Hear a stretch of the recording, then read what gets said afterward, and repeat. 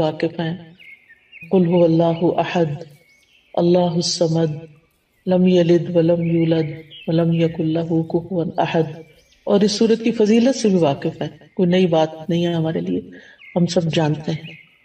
تو اس کی اتنی بڑی فضیلت کس بنا پر ہے؟ اخلاص ہی کی بنا پر ہے نا.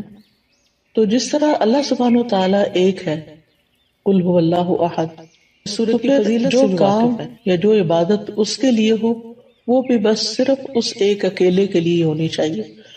اس کے ساتھ کسی اور کو ملانا نہیں چاہیے، کسی اور کو شریک نہیں کرنا چاہیے.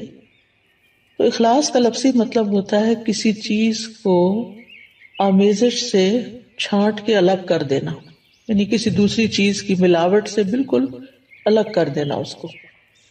اور لغوی معنی اخلاص کے ہوتے ہیں پاک صاف ہونا اور خالص ہونا.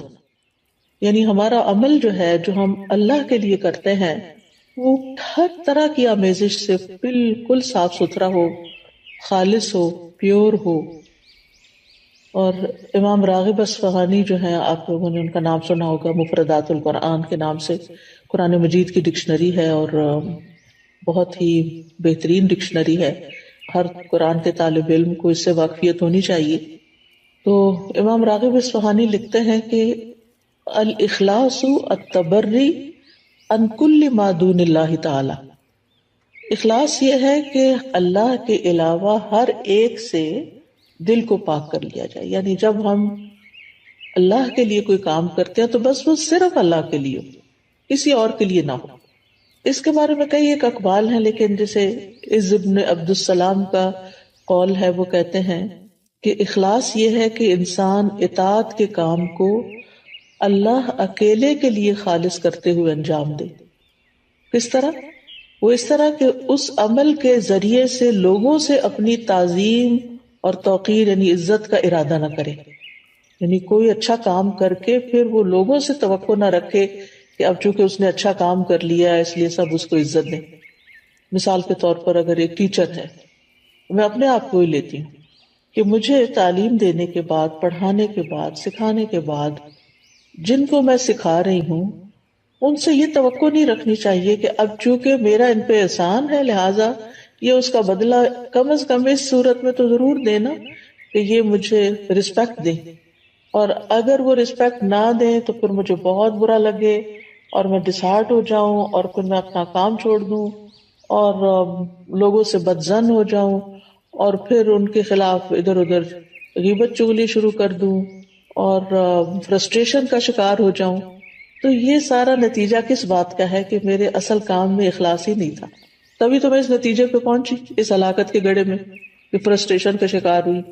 اور اس فرسٹریشن میں پڑھ کے پھر میں نے جس مقصد اور جس نیت اور جس جذبے اور جس بڑے بڑے ارادے کے ساتھ میں نکلی تھی وہ تو وہیں رہ گیا نا، وہ تو چلا گیا کہیں اور، ختم ہو گیا سب کچھ. پھر وہ کہتے ہیں کہ اور نہ کوئی دینی نفع حاصل کرنے کا مقصد ہو اور نہ کوئی دنیاوی نقصان دور کرنے کا ارادہ ہو. یعنی کچھ بھی اور نہ، ہر چیز ہٹا دی جائے سوائے اس کے کہ اللہ کی رضا سامنے ہو.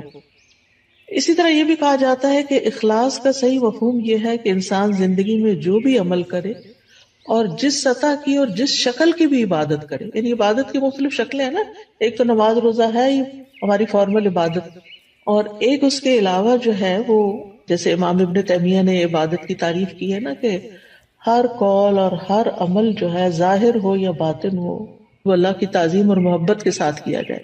یعنی جتنے بھی ہمارے ظاہری اعمال ہیں یا باطنی اعمال اگر وہ اللہ کے لیے کیے جا رہے ہیں تو ساری عبادت بن جاتے ہیں، اللہ کے بتائے ہوئے طریقے کے مطابق ہیں، اس کی رضا کے مطابق ہیں. تو بہرحال جتنی بھی عبادت کی شکلیں ہیں تو انسان کا دل اس عبادت اور عمل میں صرف اور صرف اس بات پہ مطمئن ہو کہ میں یہ عبادت صرف اللہ تعالیٰ کی رضا کے لیے کر رہا ہوں. اور اسی طرح انسان اپنے دل کو ہر طرح کے نفسانی، ظاہری، باطنی خواہشات سے پاک کرے اور اپنی ساری حرکات، سکنات اور ہمارے خیالات اور یہ جتنی بھی چیزیں ہیں ان سب میں صرف اللہ سبحانہ وتعالیٰ کی رضا مقصود ہو. یعنی ہم ایک ہاتھ بھی اٹھائیں، ہمارا مسکرانا بھی، ہمارا دیکھنا بھی، ہمارا چلنا پھرنا، یعنی جو ہی ہمارے ذہن میں یہ خیال آئے کہ فلاں مجھے دیکھ کے کہے گا واہ کیا اسمارٹ ہے یا کتنی ایکٹیو ہے یا کتنا، تو فوراً اس طرف سے توجہ ہٹا لی جائے. ایسا شخص لوگوں سے کتنا بے نیاز ہو جاتا ہے نا، لوگوں کی تعریف سے بے نیاز ہو جاتا ہے، لوگوں کی طرف سے پہنچنے والے فائدے کی توقع سے بے نیاز ہو جاتا ہے کہ یہ اس طرح میری قدر کرے گا اور اس طرح مجھے اپریشیٹ کرے گا. یہ ایسا انسان سارے چنگلوں سے ایک طرح سے آزاد ہو جاتا ہے، کیونکہ اس کی نظر صرف اللہ کی رضا پہ لگی ہوئی ہوتی ہے.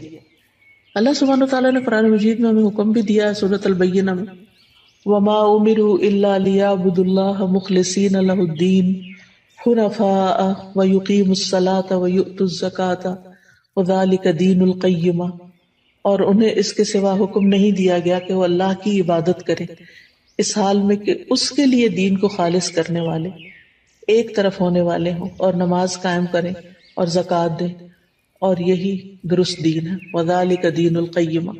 اسی طرح اللہ سبحانہ وتعالیٰ صرف اس عمل کو قبول کرتے ہیں جو صرف اس کے لیے ہوتا ہے.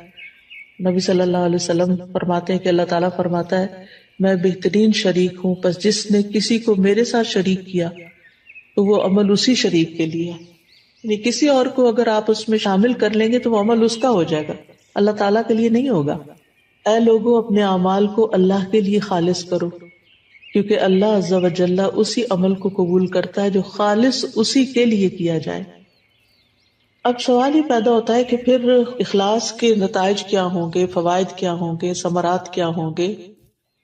پہلی بات تو یہ ہے کہ انسان کے اعمال قبول ہوں گے. ہم جو تھک رہے ہیں، محنت کر رہے ہیں، دن رات بھاگ دوڑ میں لگے ہوئے ہیں، ہماری زندگی کا ایک ایک لمحہ جو استعمال ہو رہا ہے، یہ سارا میزان میں ہماری حسنات میں شامل ہو جائے گا.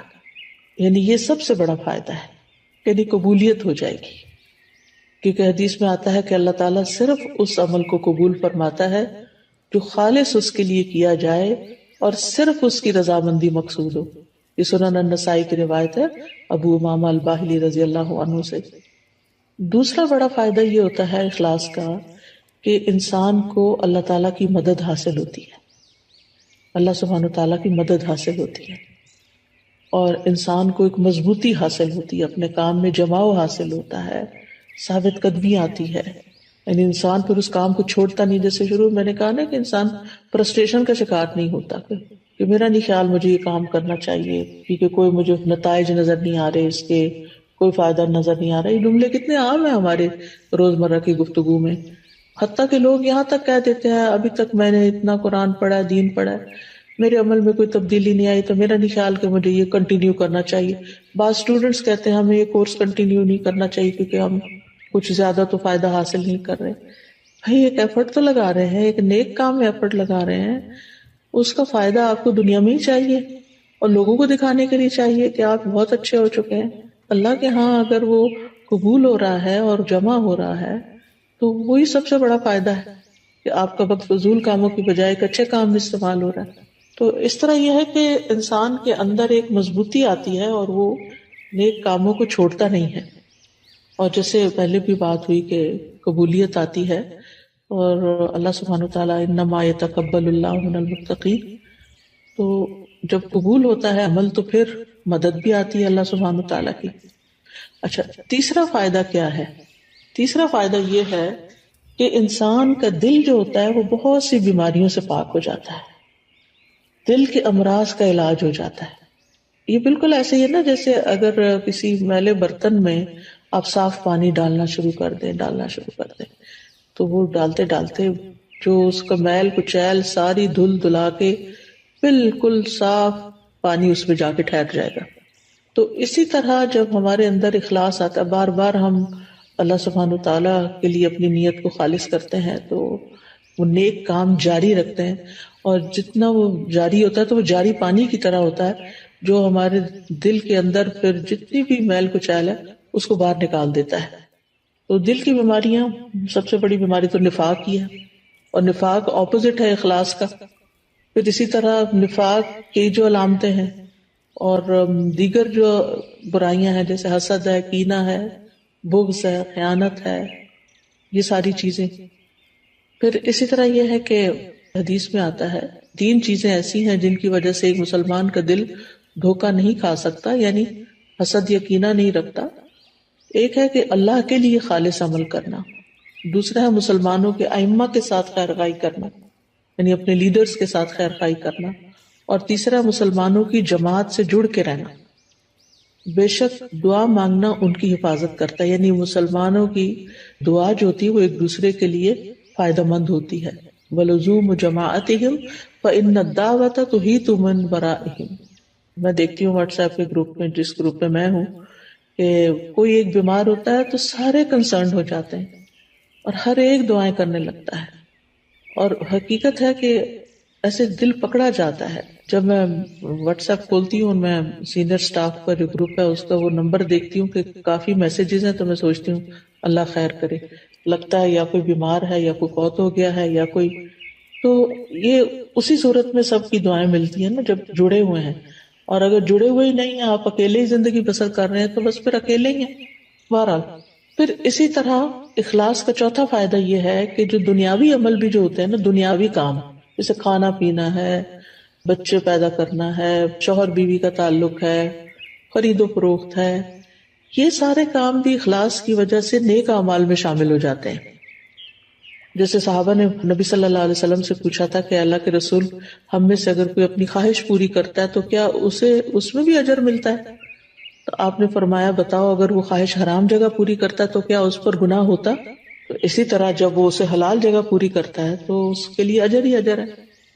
تو اس میں آپ دیکھیں کہ مثلاً آپ والدین کی خدمت کر رہے ہیں، اپنے روزمرہ کے کاموں میں آپ دیکھیں کہ کچھ کام تو آپ خالص دینی کام کر رہے ہوتے ہیں، لیکن بہت سے کام دن بھر میں دنیاوی کام بھی ہمارے روٹین میں شامل ہو جاتے ہیں، جیسے کھانا پکانا ہے، کھانا سرو کرنا ہے، برتن سمیٹنا ہے، بچوں کے پیچھے پڑ کے ان کو کھلانا ہے، بزرگ ہیں تو ان کے چڑچڑے پن کے باوجود ان کے ساتھ خیر خائی کا معاملہ کرتے ہوئے ان کی ضروریات کا خیال رکھنا ہے، یہ سارے کام بندے کو تھکا دینے والے ہوتے ہیں، اور اینڈ آف دا ڈے پھر یا آوازیں بلند ہونے لگتی ہیں انسان کی، یا پھر